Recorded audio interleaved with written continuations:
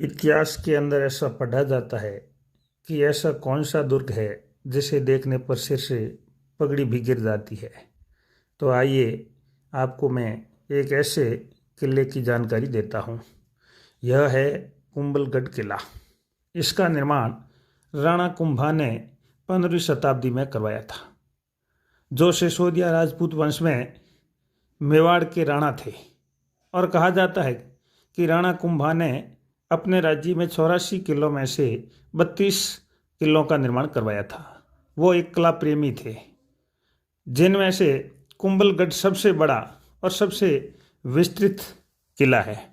यह किला 36 किलोमीटर लंबी सुरक्षात्मक दीवार से घिरा हुआ है। कुंभलगढ़ किला अरावली पहाड़ियों पर बना हुआ है और रणनीतिक रूप से 13 ऊंची पर्वत चोटियों के बीच में ये स्थित है। किले की दीवारें किसी घुमावदार सर्प की भांति बनी हुई है। किले के 7 प्रवेश द्वार है। कुंभलगढ़ ने मेवाड़ और मारवाड़ को एक दूसरे से अलग भी किया और खतरे के समय मेवाड़ के शासकों के लिए शरण स्थल के रूप में भी इस्तेमाल किया गया। एक उल्लेखनीय उदाहरण जो मेवाड़ के शिशु राजा राजकुमार उदय का है, जिन्हें 1535 में चित्तौड़ की घेराबंदी के दौरान तस्करी करके यहाँ लाया गया था। बाद में राजकुमार उदय ने गद्दी संभाली। किला सीधे हमलों के लिए अभेद भी बना रहा। गुजरात के अहमद शाह द्वितीय ने 1557 में किले पर हमला किया, लेकिन प्रयास उनका व्यर्थ पाया गया। तब स्थानीय मान्यता थी कि किले में स्थित बाण माता देवी इनकी रक्षा करती है, इसलिए उन्होंने मंदिर को नष्ट कर दिया।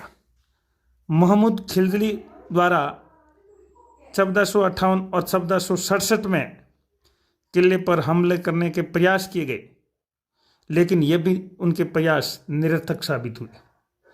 अकबर के सेनापति शाहबान खान ने भी 1577 में इस किले पर हमला किया और 6 महीने की घेराबंदी के बाद 1578 में किले पर कब्जा करने में वो सक्षम भी हुआ। लेकिन 1583 में प्रताप ने फिर से कब्जा कर लिया और 1818 में अंग्रेज़ों ने भी इस किले पर कब्जा किया था और बाद में उदयपुर राज्य को वापस कर दिया और किले को महाराणा प्रताप की जन्मस्थली के रूप में भी जाना जाता है। इस किले को 2013 में यूनेस्को की विश्व धरोहर सूची के अंदर भी शामिल किया गया है।